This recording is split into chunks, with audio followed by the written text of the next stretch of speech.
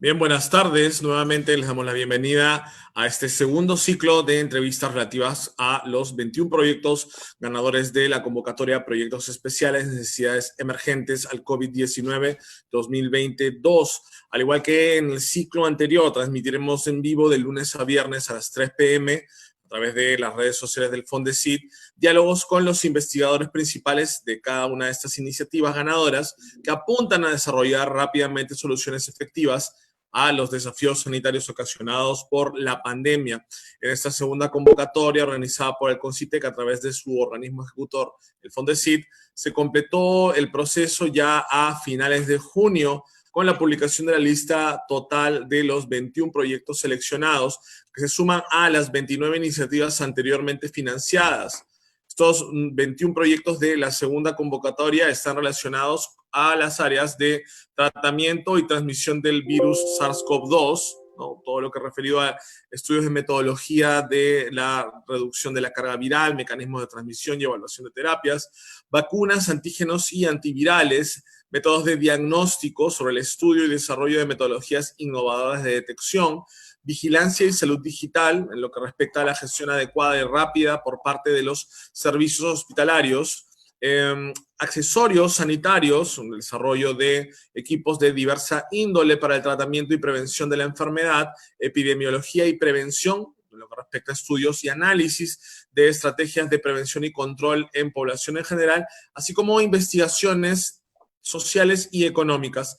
Estos 21 proyectos ganadores reciben ya asignaciones de hasta 350,000 soles, sumando un total superior a los 5.5 millones de soles. En tal sentido, hoy presentaremos el proyecto proveniente de la Pontificia Universidad Católica del Perú, titulado Recubrimiento de pintura en base a taninos hidrolizables y cobre, aplicado sobre pasamanos, estribos y otros elementos del interior de unidades de transporte urbano para reducir el periodo de permanencia sobre tales superficies del virus SARS-CoV-2. Un recubrimiento que podría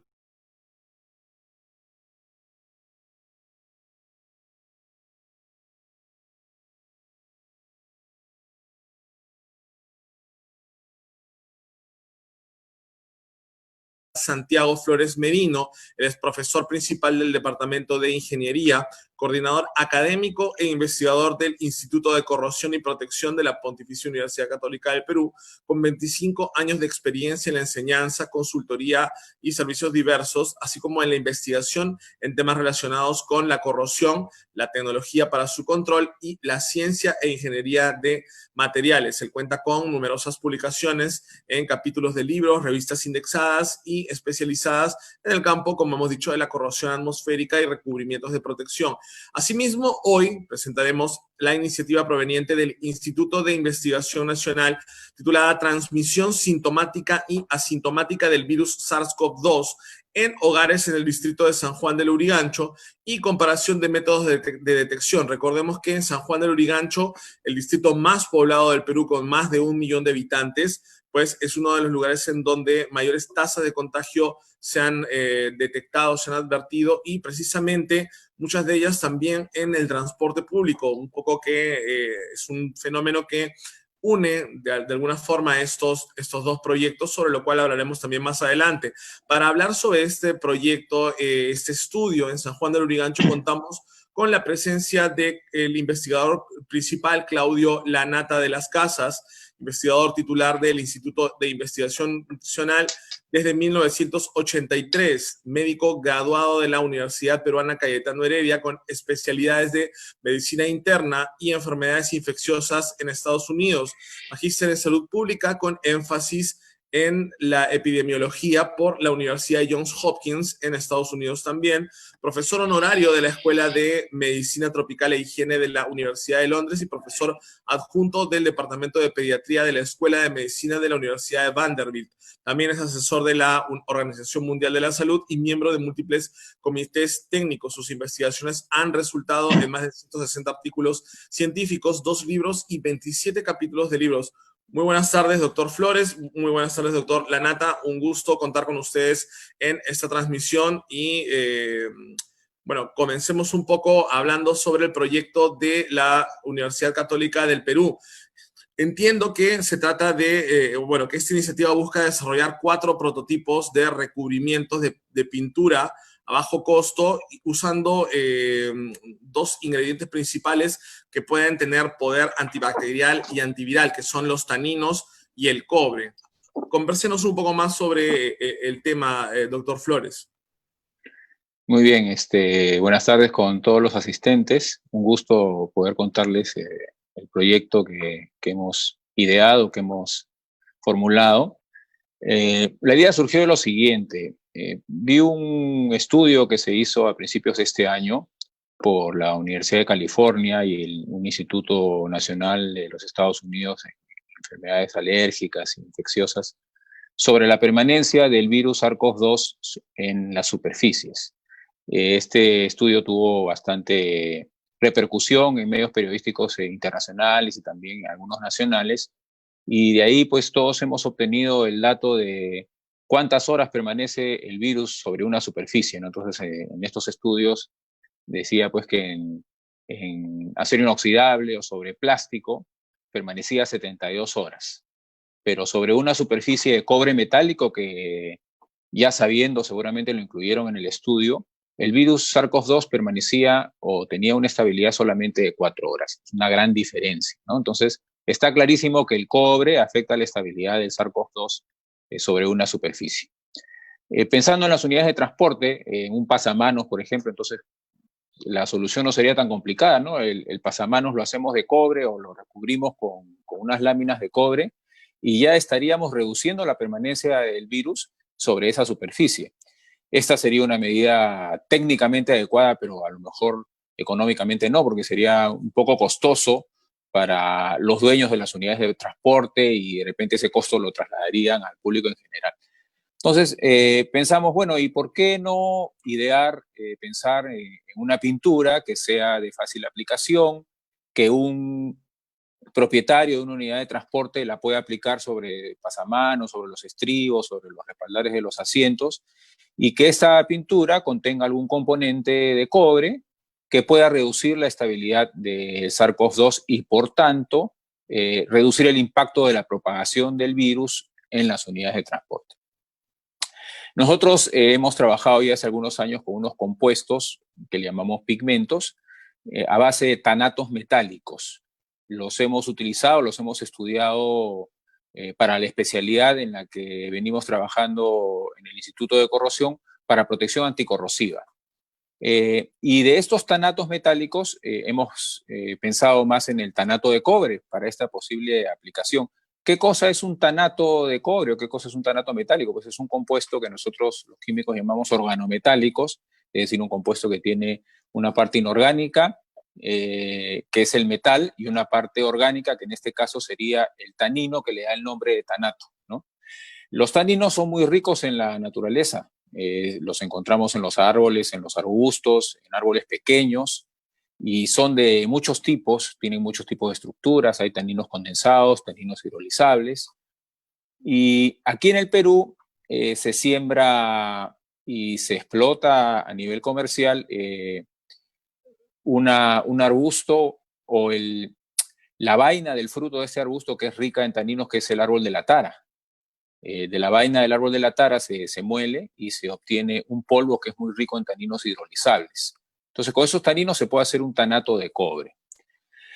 Regresando al tema del cobre, bueno, está confirmado por este estudio que el cobre desestabiliza o afecta la estabilidad del SARS-CoV-2. Pero esto es algo que ya se conoce, ya se sabe que el cobre o los compuestos de cobre siempre se han utilizado por sus propiedades antivirales, antibacteriales, Claro, antifungicidas. en la antigüedad, perdón, discúlpeme que le interrumpa, en la antigüedad, por ejemplo, los picaportes, los pasamanos en los centros de salud eran de cobre, ¿correcto? Correcto, así es.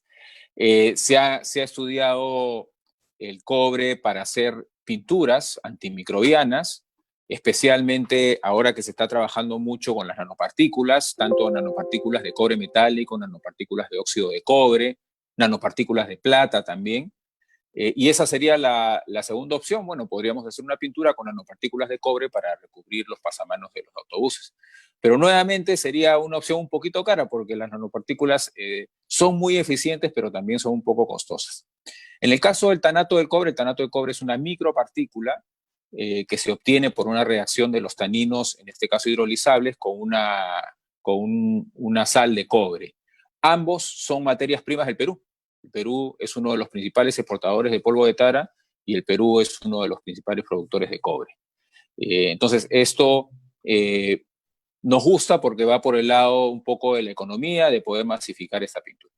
Y el cobre también está siendo utilizado en tratamientos contra el COVID-19. Eso es algo que también hemos levantado información, hemos visto algunos reportes. Es decir, que el cobre es perfecto para combatir el SARS-CoV-2, incluso para combatir la enfermedad del COVID-19. Ahora, hace tiempo que trabajamos con taninos metálicos y en los últimos meses empezamos a levantar información, reportes, a buscar algunos reportes acerca de las propiedades antivirales y antibactericidas de los taninos. Eso es algo que yo años atrás no conocía, pero que ahora me interesa mucho y me ha gustado mucho porque no sabía que los taninos, ya sean hidrolizables, condensados, tienen propiedades antibactericidas y antivirales. Hay estudios de taninos que se han utilizado para combatir el virus de la hepatitis B, por ejemplo. Y entonces, pensando en un tanato de cobre, podríamos pensar hasta en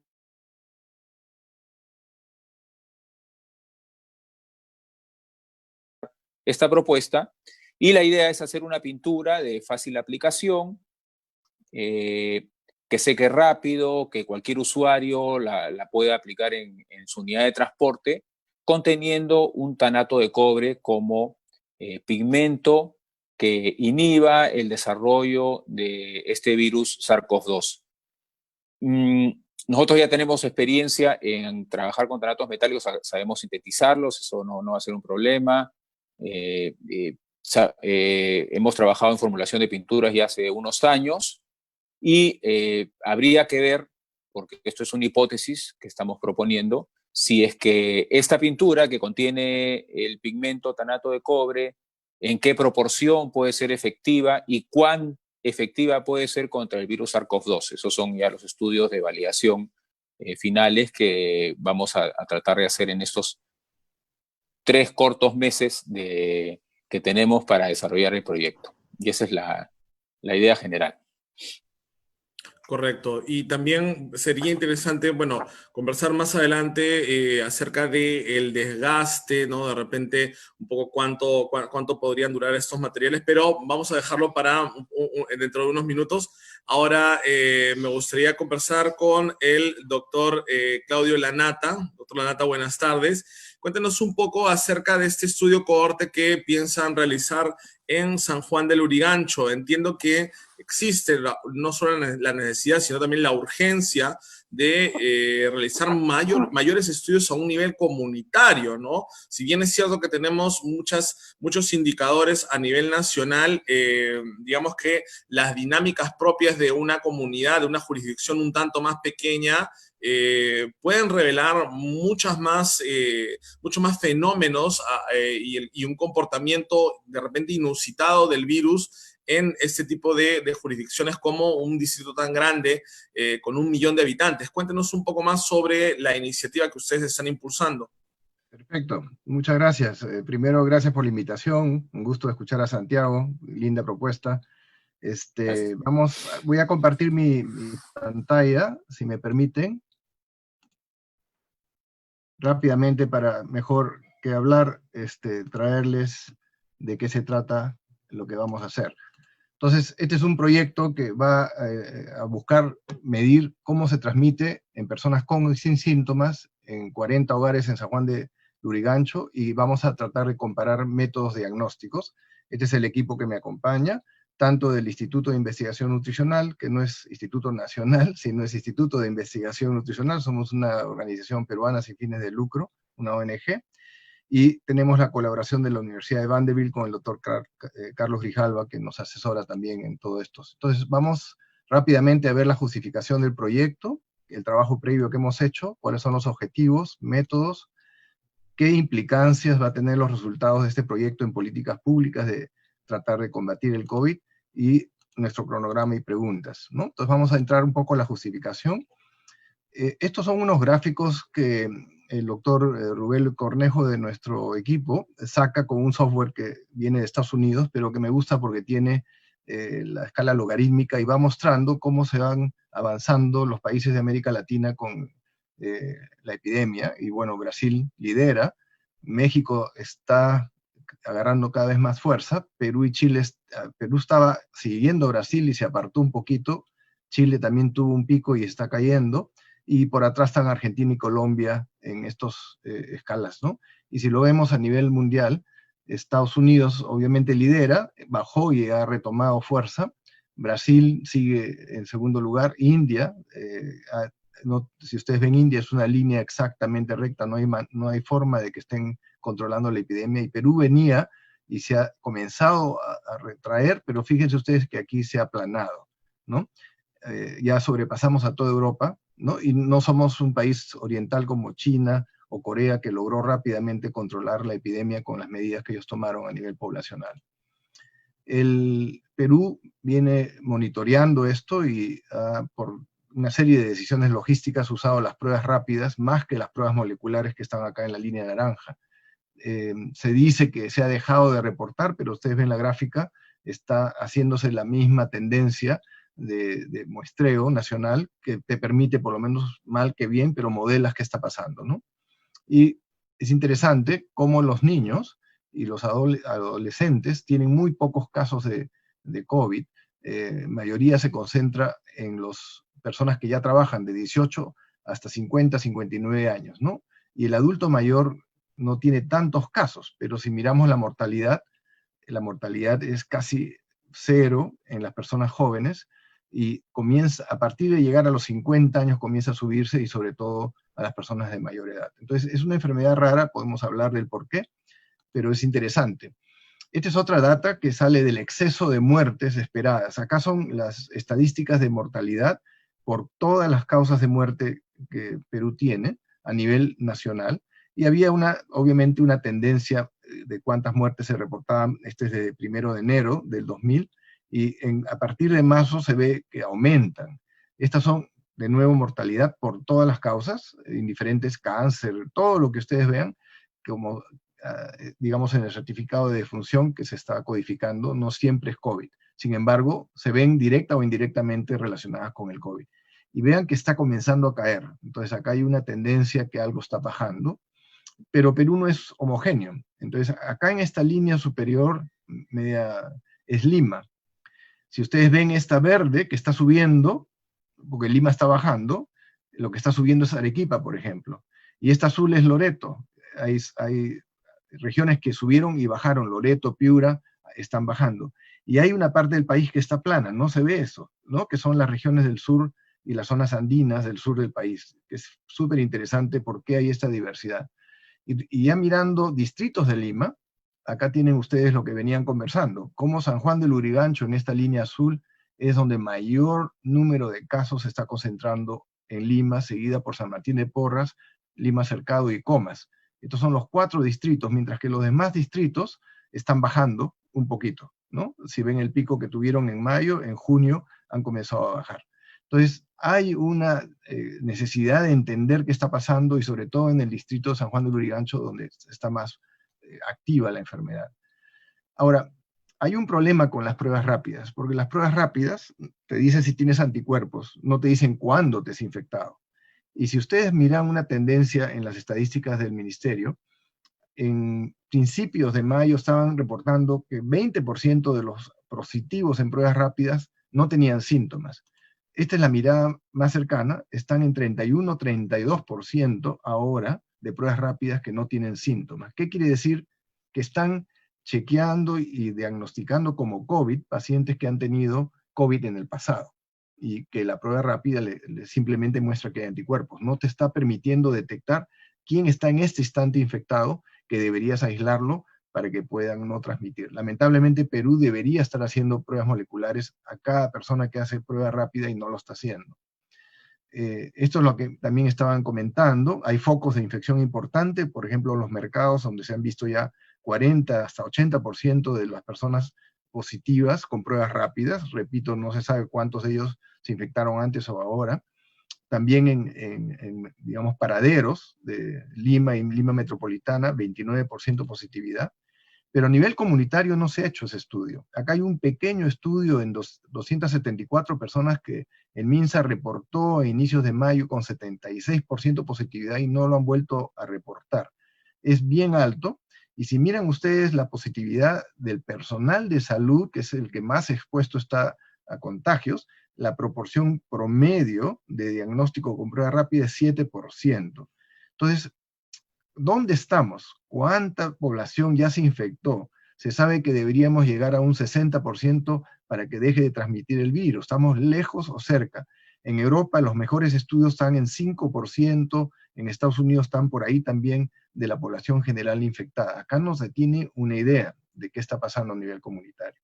Y las pruebas rápidas empiezan a producir anticuerpos, los dos. Esto es algo muy particular del COVID, que no sigue el libro. El libro te dice que primero es el IgM que se presenta, luego el IgG, y están ambos positivos, y al final solo queda el IgG positivo.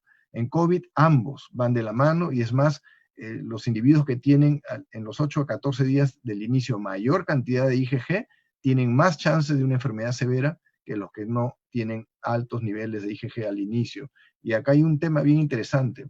Entonces, hay gente que parece que ya tenía anticuerpos contra ese SARS antes de la epidemia. Por ejemplo, en Estados Unidos fueron a analizar en el banco de sangre, tomados en muestras de 2015 a 2018, y 50% de los donantes tenían actividad de sus células T hacia el COVID-SARS-2, o sea, el SARS-CoV-2. Imagínense, o sea, ¿qué está pasando? Acá ya lo han visto en los Países Bajos, 10 a 20% de positividad, lo mismo en Alemania como en Singapur. ¿Qué se piensa que está ocurriendo? Aparentemente hay otros parientes del SARS-CoV-2, que son los beta coronavirus, que producen el 10 a 20% de la gripe, es más, 90% de la población estudiada tiene anticuerpos contra 3 o más de estos coronavirus. Entonces son muy homogéneos y están en todas partes, igual en Perú, pero nunca los medimos porque no producen una enfermedad severa para nada. Y esos están comenzando a tener reacción cruzada con el SARS-CoV-2. Entonces, no se sabe si esta inmunidad previa atenúa la enfermedad o la incrementa, o altera la respuesta a vacunas, que es interesante, que es otro tema que vamos a mirar en algún futuro cercano también, ¿no? Y posiblemente esté causando falsos positivos en pruebas rápidas. Ahora, el otro gran tema es cuando alguien se infecta. Entonces, si tú te infectas en el día 0, en promedio, comienzas a tener síntomas a los 5 días en el periodo que se llama de incubación. Pero no es tan perfecto, 5 días. A los 14 todavía tienes 1 en 100 que todavía está incubando, hasta los 21 hay 1 en 1000 que está incubando. Entonces, ¿cuánto tiempo aislar a una persona de que ha tenido contacto para que no infecte? Pero cuando infectas, y este es un bonito estudio publicado en Nature, que te dices, acá empiezas tus síntomas en el día 0, pero tu carga viral es muy alta de 1 a 2 días antes de que tú tengas síntomas. Entonces, si no tienes síntomas, estás completamente sin síntomas y ya estás infectado y estás excretando el virus, vas a contagiar. Y de ahí sale la necesidad que todos debemos usar la mascarilla para evitar transmisión. ¿Cuánto de la gente asintomática está infectando? Parece que mayoría no se transmite de esa manera, sino con gente con pocos síntomas, como este estudio en China. Acá se buscó a 100 personas y se encontró solo 2 completamente asintomáticos, es raro. Este es otro estudio en Singapur, solo 6 personas que realmente no tuvieron síntomas, algunos simplemente incubando. Y este es un bonito estudio que ha aparecido que aún en los asintomáticos, cuando se les sacó una mirada con CT scan de su pulmón, tenían daño pulmonar, aún sin síntomas. Entonces, es una cosa media rara decir completamente asintomáticos. Algo tienen y de ahí están transmitiendo. Ahora, ¿de dónde estudias el virus? Miren qué bonito este trabajo. Si tú sacas el hisopado nasal, solo 63% es positivo por PCR, por prueba molecular. Si vas a meterle un tubo con una broncoscopía adentro del bronquio y sacas un lavado, ahí es lo más alto tu positividad, porque está cerca donde está la inflamación mayor en el pulmón. Los hisopados nasofaringios no son buenos, 32% positividad. Y miren que también las heces eliminan el virus. Entonces hay transmisión fecal y ya se encuentra en los desagües presencia del virus que está posiblemente contaminando todos los alimentos que se están irrigando con desagüe contaminado en Lima, ¿no? Que es otra medida de transmisión teórica que está preocupando a varios grupos. Pero no es perfecto en las pruebas moleculares tampoco. Y ya se dice como por eso que las muestras nasales o nasofaringios podrían no ser perfectas. Por eso que la OMS comenzó a decir, hay que testear. O sea, te sale negativo, vuelve a testear hasta que finalmente encuentras la positividad. Ahora, para terminar en esta parte, se ha demostrado últimamente cómo saliva es más sensible que el hisopado nasal o nasofaringio. Miren acá cómo la cantidad de virus es mayor en la saliva que en la zona nasal o faringia. En todas las muestras o apareadas, nos da una esperanza de que podamos tener una digamos, muestra para estudiar molecularmente al virus que no tenga la dificultad de contaminación o de molestia a la persona como es un hisopado, mientras que la saliva es más fácil de obtener.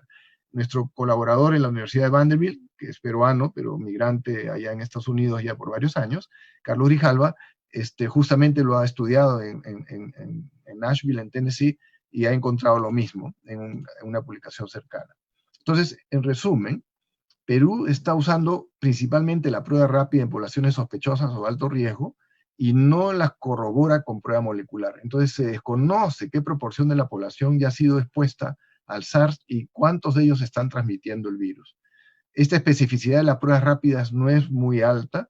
Si tú compras ahorita un equipo, te dicen que tiene 99% de especificidad, pero en la práctica se piensa que hay un 10% de falsos positivos, que lo estás poniendo en cuarentena, lo estás poniendo en estrés, le vas a tratar, y no son SARS, no tienen una infección, son posiblemente infectados por el coronavirus de la gripe. Entonces, es bien importante esa correlación de la prueba rápida con una prueba molecular simultánea. Y no se sabe esto de los asintomáticos, realmente están o no transmitiendo, y cuál es la mejor manera de aumentar la sensibilidad de la prueba molecular para hacerla, ¿no? Entonces ahí estamos postulando que las salivas pueden ser más sensibles y son menos riesgosas para tomar. Entonces, esta es un poco la razón de por qué hemos hecho este trabajo. Para demostrar que se puede hacer, hemos venido ya haciendo algunos trabajos previos con la Universidad de Vanderbilt, uno muy lindo en toda la zona de San Marcos, en Cajamarca, en toda la zona rural de la provincia, una cohorte muy larga de 820 niños menores de 3 años seguidos desde el 2009 al 2011, de hasta 4.000 metros de altura. Hemos sacado muchas visitas domiciliares semanales, una incidencia importante de respiratorias agudas, sacamos un gran número de hisopos nasales y nasofaringios mensuales en toda la población, ha dado origen a casi 20 publicaciones, acá hay algunos de los ejemplos, sobre esta interacción de enfermedades virales con Streptococcus pneumoniae, que es la causa principal de neumonía bacteriana en nuestro país, y eso nos animó a seguir mirando virus acá. Entonces, en noviembre del 2019 hasta febrero del 2020, y vamos a hacer una segunda cohorte a partir de agosto de este año, hasta diciembre, hemos venido mirando la transmisión intradomiciliaria de virus respiratorios y marcadores de resistencia antibiótica en 120 hogares con 400 miembros en San Juan del Lurigancho. En esa primera etapa que le hicimos de final del año 2019 hasta febrero del 20, sacamos hisopados nasofaringios semanalmente a estos 400 miembros, tengan o no síntomas. Y no se pensaba que iba a ser muy factible que la gente se deje tomar todas las semanas un hisopado. Esto es antes del COVID, ¿no? Y aceptaron. Tal es así que es factible, y ahora lo que estamos queriendo mirar es si estos hisopados 2 veces por semana, más el nasofaringio mensual, va a poder ser mejor que un nasofaringio semanal. En eso estamos. Todas estas muestras se envían después a análisis a Vanderbilt para mirar la presencia de todos estos complejos de virus y bacterias, ¿no? Entonces, estamos buscando con esto generar datos para un estudio mayor de 5 años que mire transmisión viral en nuestra zona, y este estudio lo estamos anidando en esta cohorte. ¿Por qué? Porque no hay muchos fondos, entonces nos estamos colgando el financiamiento que ya tenemos para armar la cohorte, para ahí hacer un subestudio. Este es un estudio donde están con localización GPS las familias de esta cohorte de Vanderbilt en San Juan de Lurigancho. Cada puntito es una de las familias que han entrado a esta cohorte. Este es el distrito San Juan de Lurigancho, y acá lo pueden ver mejor en 3 dimensiones. Acá está la clínica de nuestro instituto donde vamos a estar trabajando, y acá están las familias donde están los niños, generalmente después son la falda de los cerros, ¿no? La zona de Huáscar. Es la zona, el Huáscar está por aquí, este es un poco Huáscar 2, ¿no? Un poco más bajo. Acá está el gran hospital de San Juan de Lurigancho. Entonces, estas familias son las que visitamos regularmente y vamos a tomar estos hisopados nasales 2 veces por semana para estudiarlos, ¿no? En el estudio previo tomamos ya 3.000, casi 4.000 hisopados nasofaringios, gran aceptación. Algunas personas tomaron 16 semanas consecutivas sin ningún problema y demostramos la factibilidad. Todo el personal de campo está entrenado, los programas de análisis de la cohorte ya están desarrollados. Entonces, con eso entramos a este estudio. Queremos evaluar en la prevalencia de positividad a prueba rápida y compararlas con prueba molecular positiva y ver cómo se está transmitiendo este virus y la duración de la excreción viral en personas con o sin síntomas en estas familias de un subgrupo de la muestra de Vanderbilt de 40 hogares en San Juan de Lurigancho. Entonces vamos a enrolar 40 hogares que acepten entrar a esta parte del estudio para mirar con una prueba rápida al inicio y al final del periodo de vigilancia, que los vamos a evaluar por 2 meses. Entonces vamos a chequear no solo la prevalencia al inicio, cuántos de ellos ya tuvieron anticuerpos en el pasado por el virus, pero también la seroconversión en estos 2 meses, repitiendo la prueba rápida a la salida de la vigilancia, ¿no? Y correlacionar eso con el PCR que vamos a estar tomando. Esto nos permitirá calcular la incidencia, exactamente cuántos episodios por sujeto por mes van a estar ocurriendo en este periodo y en esa parte de San Juan de Lurigancho, cuáles son las características de los portadores asintomáticos si existen, mirar todo lo que son signos y síntomas respiratorios y cómo se asocia con la presencia del virus del SARS, la sensibilidad de la muestra del hisopado nasal y saliva, que sería un importante aporte a la parte de cómo muestrear mejor para tener mayor sensibilidad, correlacionar esta positividad de la prueba rápida con el PCR, factores de riesgo que estarían poniendo a la gente que se infecte en este periodo para saber dónde deberían ponerse mayor énfasis en el control de la transmisión de enfermedad en Canto Grande o en San Juan de Lurigancho, cómo se está transmitiendo dentro del hogar, porque puede ser que un niño lo traiga y de ahí pasa al adulto, pasa al abuelo, cómo está ese clúster de transmisión dentro de la casa y cómo lo podemos evitar en un futuro. Y finalmente, terminar recomendando medidas de prevención reales que se pueden tomar para controlar esta epidemia en esta parte de Lima, presentando los resultados al MINSA y a personas interesadas, ¿no? Y publicar, por supuesto, los resultados. Entonces, los métodos es enrolar a esta familia en 2 meses para optimizar, porque son caros los estudios moleculares. Vamos a tomar familias que tengan al menos 3 miembros que acepten participar. Un niño menor de 18, una persona de 18 a 50 y una persona mayor de 50 años, para tener exactamente los 3 grandes grupos humanos que queremos aprender esta transmisión. Le tomamos Perdón, o sea, digamos que el estudio, además de un gran componente cuantitativo, también va a tener un aspecto cualitativo, en el sentido de que también se van a incluir un poco el diálogo con estas familias, o la información de estas familias nos va a permitir ver, como usted decía, cuáles son los mecanismos, cuáles son los espacios de mayor riesgo, y qué dinámicas son las que se están dando para aumentar el contagio ahí, ¿correcto? Correcto. Entonces, al inicio vamos a hacer encuestas de lo que han venido haciendo, ¿no? Con qué frecuencia salen, quién compra alimentos, a qué mercado están yendo, usan transporte público, y después vamos a observar en esos 2 meses, a través de esas visitas domiciliarias con el personal capacitado, reconstruyendo día a día qué están haciendo los miembros de la familia, para tratar después, retrospectivamente, entender qué cosa pudo haber pasado para aquellos sujetos que se lograron infectar en estos 2 meses. Claro, ¿no? Correcto. Eso también nos lleva de vuelta un poco al tema del transporte público, que era con el proyecto del doctor Flores, ¿no? Y tiene que ver con, como decíamos hace unos minutos, ¿no? La manera en que el caudal de gente que viaja a diario en San Juan de Lurigancho nada más a nivel de Lima son 20 millones de viajes que se dan en alrededor de 25.000 unidades de transporte público, ¿no? Entonces,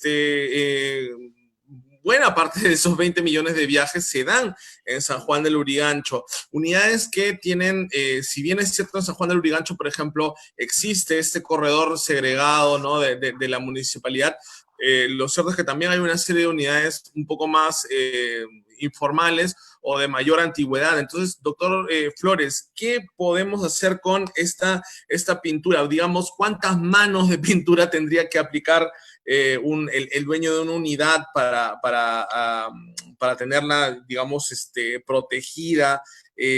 ¿Cuál sería la duración de este tipo de pintura en las unidades? Cuéntenos un poco también cómo sería ese proceso, ¿no? Y luego vamos a tratar de unir estas dos iniciativas en un diálogo entre los dos ponentes, pero vayamos un poco con esto de la pintura.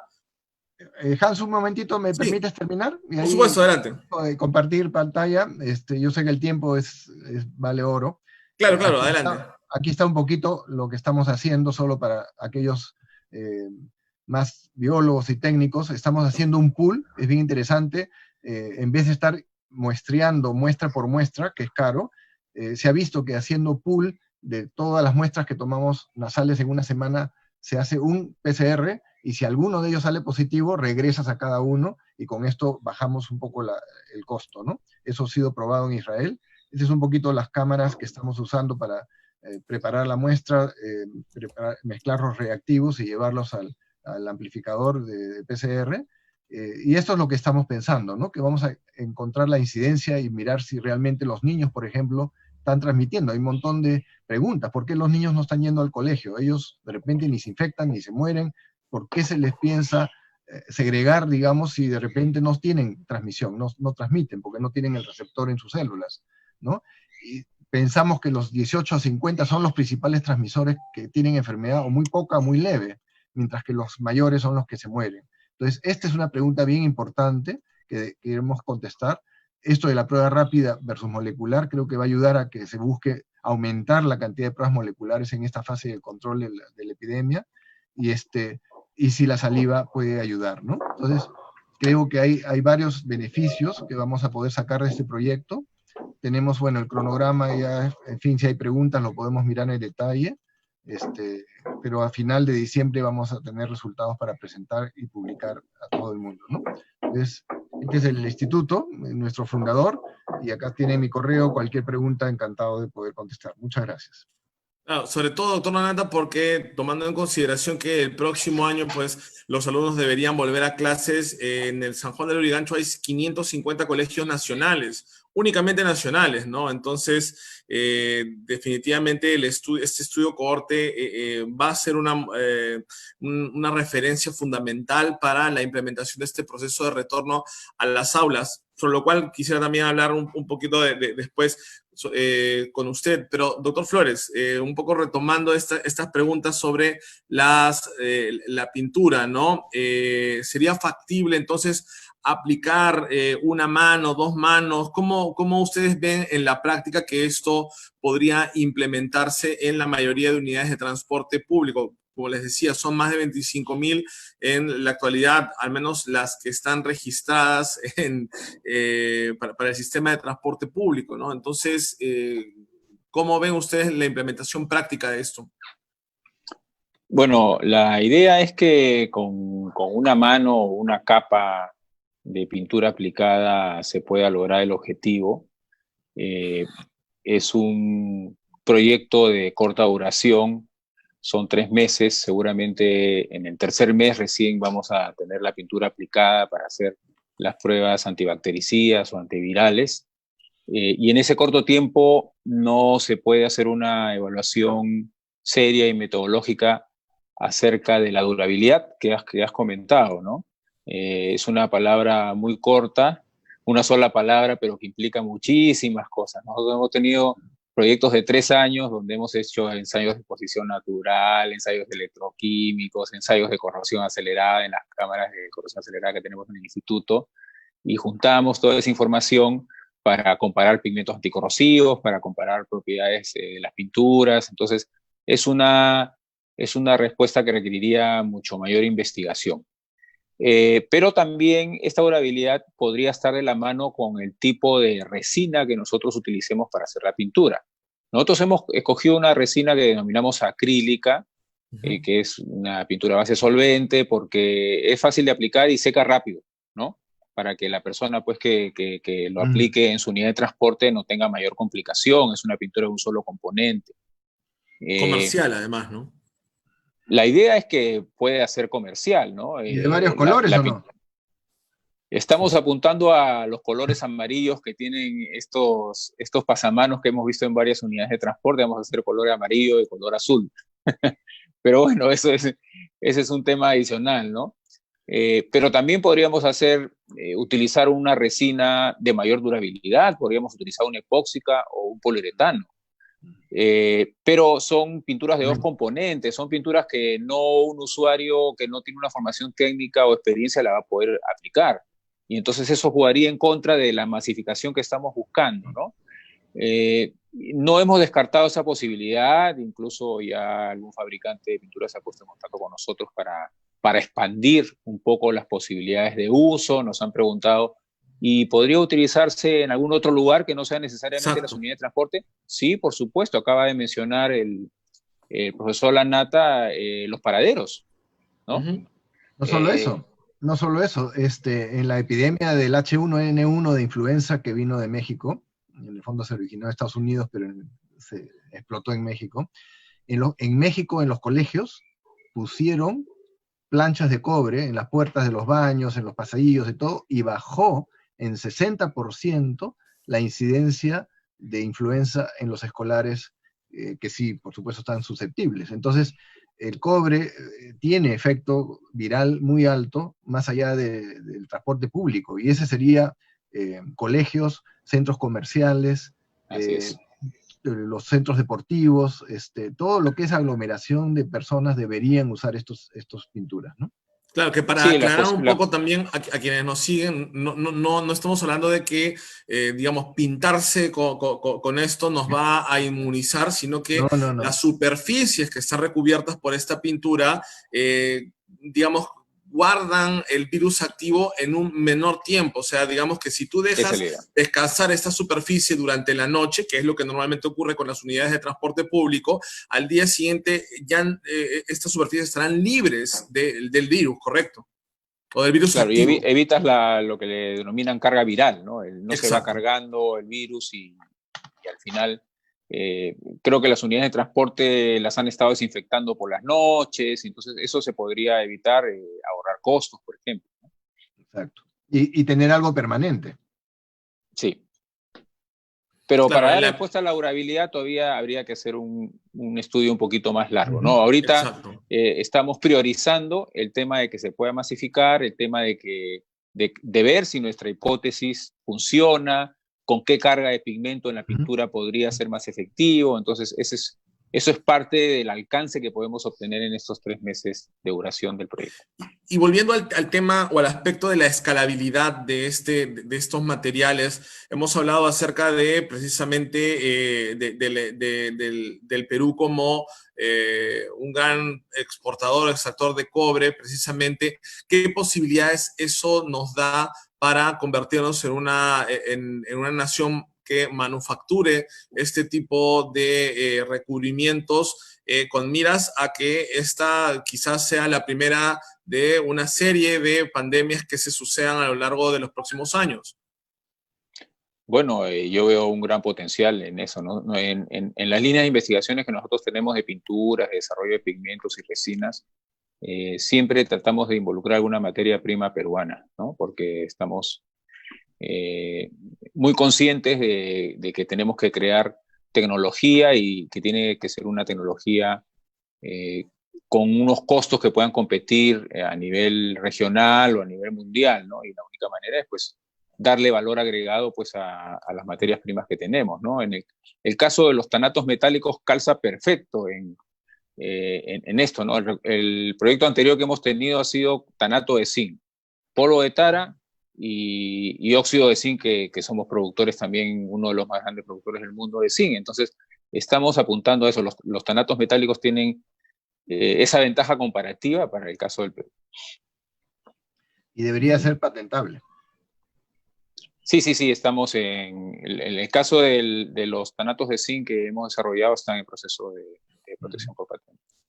Doctor Lanata, tomando en consideración lo comentado con el doctor Flores, ustedes en la parte previa que ya han venido avanzando de este estudio con Vanderbilt entre noviembre del 2019 y febrero de este año, ¿han observado algún tipo de conducta o, digamos, una conducta de riesgo en los transportes públicos en San Juan del Lurigancho que posibilite o que promueva el contagio de estas enfermedades respiratorias, ya no hablando solamente de SARS-CoV-2 o del COVID-19, sino en general de lo que ya han ustedes estudiado, que es respiratorias en pleno, ¿no? ¿Qué han podido ver sobre el transporte público y su influencia en esta dinámica, digamos, sanitaria, ¿no?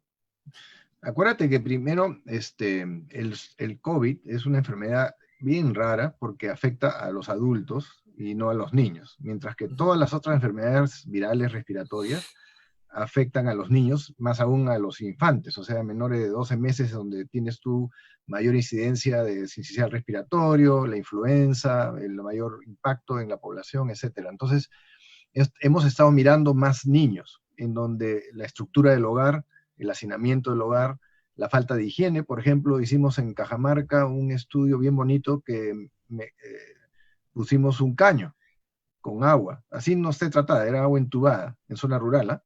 En la cocina, no afuera, porque algunos ONGs habían puesto como un pilón en el patio afuera, y la gente por frío no sale. Entonces la pusimos en la cocina y bajó a la mitad la tasa de incidencias respiratorias. Entonces, la higiene, que va en los contactos, ¿no?, de la mano, la higiene transmite virus y los puedes bajar con... Lo mismo fue con el SARS-1. El SARS-1 demostró en los hospitales el enorme impacto del lavado de manos para bajar transmisión del virus, ¿no?, en centros, en establecimientos de salud.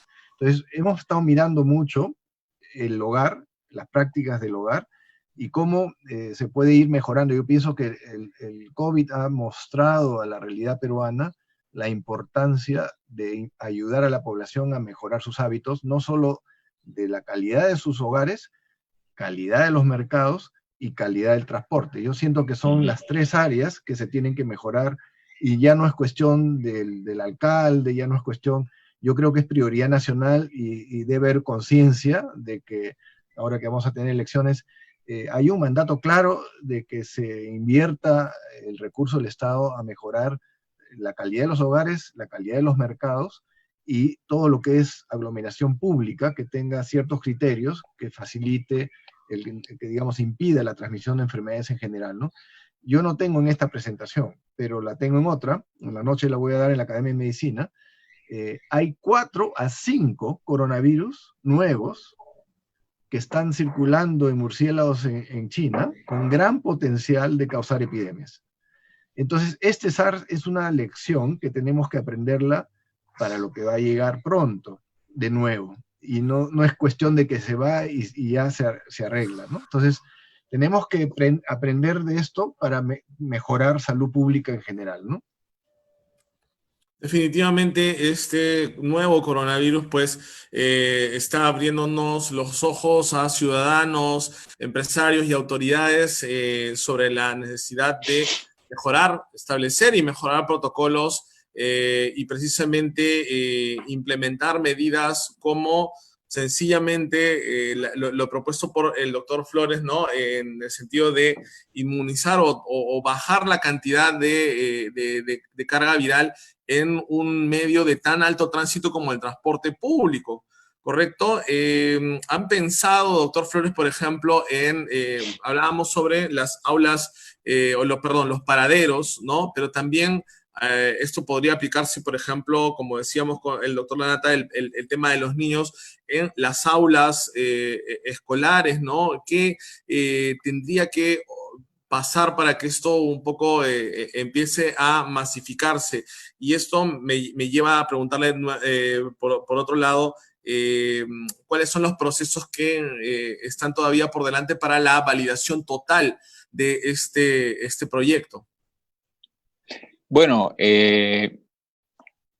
la aplicación en infraestructura de educación sería algo muy, muy interesante, de alto impacto también. Aquí ya no estamos hablando de pronto de una pintura que sea de fácil aplicación, porque es infraestructura que se puede pintar en taller y podríamos estar hablando ya de recubrimientos de mayor durabilidad, epóxicas, poliuretanos, pinturas en polvo que se utilizan mucho para esta infraestructura escolar, ¿no? Y nosotros estamos abiertos a esa posibilidad. En realidad, si se verifica nuestra hipótesis, y ahí viene tu segunda consulta, de comprobar o probar o verificar que esta superficie pintada con el tanato de cobre puede reducir la estabilidad de SARS-CoV-2, de ahí podríamos abrir una serie de posibilidades de proyectos para diferentes aplicaciones. Este estudio que mencioné al principio, que se hizo en Estados Unidos, se hace en laboratorios de bioseguridad 3. Aquí en el Perú, según tengo entendido, tenemos solamente un laboratorio de bioseguridad 3 en el Instituto Nacional de Salud y, según tengo entendido, está un poco rebasado en sus capacidades. Tenemos en el grupo de trabajo como coinvestigadora la doctora Mariana Leguía, que es la jefa del laboratorio de genómica de la PUC. Ella tiene muy buenas relaciones con el Instituto Nacional de Salud, es asesora del MINSA en este tema de la pandemia, y ese canal lo vamos a cruzar, lo vamos a utilizar, pero no depende de nosotros, sino depende un poco de la disponibilidad del INS. La otra posibilidad que tenemos, que sí la hemos dado los pasos para conversar con un laboratorio de microbiología experimental de la Universidad Cayetano Heredia. Ellos sí tienen la posibilidad de hacer pruebas sobre superficies pintadas versus un blanco, por ejemplo, con diferentes tipos de bacterias y algún virus, pero que no es un coronavirus. Eso por lo menos nos podría dar alguna verificación inicial de que esto tiene el potencial que nosotros esperamos, con la esperanza de después poder hacer un estudio un poquito más profundo con coronavirus, con SARS-CoV-1 o con SARS-CoV-2, que es lo que verificaría la hipótesis que estamos planteando. Al final, como epidemiólogo, deberías hacer un estudio clínico. Entonces deberías randomizar la línea Cocharca-José Leal, la pintas, y la otra línea no la pintas, y hacer un estudio de seguimiento a los usuarios. Excelente idea. Sí. Tendrías que hacer un estudio a nivel poblacional randomizado de alguna manera. O una línea del metro de Lima versus otra, no sé, de los corredores, ¿no? Pero tienes que seguir a una corte. Así es. Para saber si el riesgo baja, ¿no? Podemos conversar de repente al respecto. La epidemiología es útil para justamente evaluar esos impactos, ¿no? Porque el laboratorio finalmente queda como hipótesis, ¿no? Hasta que no demuestras un impacto a nivel poblacional, no haber interés del gobierno en decir, oye, esta es la salida y hay que masivizarlo, ¿no? Correcto. Sí, claro. Hemos pensado bueno, para nosotros yo no le llamaba un estudio epidemiológico, sino un estudio piloto, ¿no? Hemos pensado en colocar de repente algunas superficies pintadas por zonas de alto tránsito, pero en realidad el tiempo es muy corto para... No, el proyecto no te va a dar, sí. No nos va a dar, ¿no? Pero sí hay muchas ideas y muchas proyecciones. Se llama ensayos clínicos en el fondo, ¿no? Lo que hacemos para desarrollar nuevas vacunas o nuevas drogas son estudios, en este caso no sería doble ciego, porque todo el mundo va a ver la pintura, pero de alguna manera controlada, con un estudio prospectivo para ver el impacto. Y no debe ser difícil de poder armarlo, sí, con un poco más de fondo y tiempo, ¿no? Correcto. Digamos que los proyectos y las condiciones que ha tenido la convocatoria están apuntando a soluciones efectivas y rápidas, pero efectivamente es natural pensar en que todos estos proyectos son semillas de algo que más adelante puede seguir floreciendo y ramificándose, como hemos visto durante estos minutos de muy interesante conversación. Doctor Flores, doctor Lanata, muchísimas gracias por su tiempo, por su participación, y palabras finales, por favor, de cada uno de ustedes. Doctor Flores, quisiera conversar usted de repente. Muchas gracias. Bueno, agradecer primero las sugerencias del doctor Lanata, empiezan a abrir nuevas perspectivas. Pedir el apoyo de las instituciones, de repente con CITEC, con DECIT, para poder lograr la verificación, de repente los canales de conversación con el INS. La idea es poder confirmar nuestra hipótesis. Y nada, confiar un poco en las capacidades que tenemos, no esperar demasiado en tan poco tiempo. Nosotros, los científicos, siempre tratamos de aterrizar las cosas, de no emocionarnos mucho, porque sabemos que a veces se presentan dificultades experimentales, pero sí pensamos que esta propuesta tiene potencialidad y vamos a trabajar en ella. Bien, muchísimas gracias, doctor Flores. Doctor Lanata. No, muy agradecido por la oportunidad.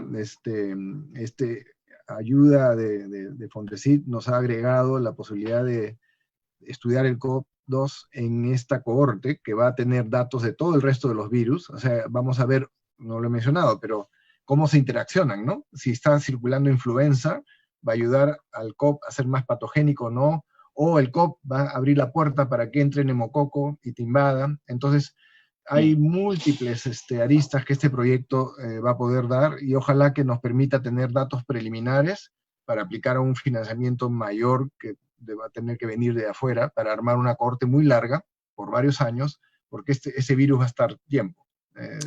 No se va a ir mañana. Y las vacunas, si quieren escuchar vacunas, hay una conferencia esta noche con la Academia de Medicina donde vamos a discutir vacunas COVID, pero no va a ser la panacea tampoco. Entonces, tenemos que estar pensando y se vienen otras epidemias. Entonces, hay que estudiar los virus. Los virus son respetables. Muy inteligentes, con muy pocos cromosomas. Sí. Son fascinantes estos virus. Un poco son eficientes. Muy bien, muchas gracias. Y para quienes nos siguen en esta transmisión, les informo que mañana, miércoles 15 de julio, estaremos presentando nuevamente una propuesta de la Pontificia Universidad Católica del Perú titulada Desinfección del equipo de protección personal por inactivación del virus SARS-CoV-2, usando en este caso radiación. Esto lo presenta el doctor Donato Flores Espinosa. Y también estaremos con el proyecto de la Universidad Andina del Cusco titulado Incidencia de infección por COVID-19 y factores de propagación, en una cohorte también de pobladores residentes a gran altitud, ¿no? Digamos, este es el otro extremo de lo que hace el doctor Lanata, que es más bien ver por qué es que a grandes alturas, pues, hay una menor incidencia de la propagación de este virus. Nos estará hablando sobre ello el doctor Charles Guamaní Saldaña. Nuevamente, doctor Flores, doctor Lanata, muchísimas gracias por su tiempo y gracias muchas gracias a quienes nos siguieron hoy. Conmigo será hasta mañana. Que estén bien. Ok, chao, chao. Gracias.